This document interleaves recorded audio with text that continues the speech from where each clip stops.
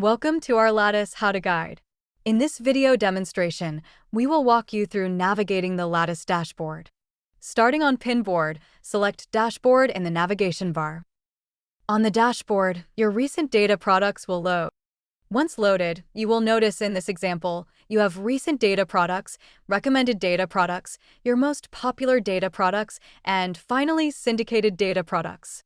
The dashboard makes it easy for you to find your data products based on these 4 different categories.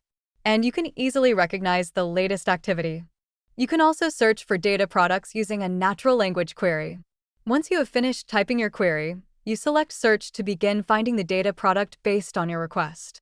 The dashboard will then return all the data products that match your search description, as shown in this example. You can select Click to View if you want to dive deeper into a particular data product. The data product you are exploring further will load to the Lattice Pinboard. You can then select View to look into what makes up the structure of the data product. Once you understand the data product, you may wish to select Query. The Query Data Products preview will then load the results into the display pane. Once you have finished with the results, you can exit back to the Pinboard.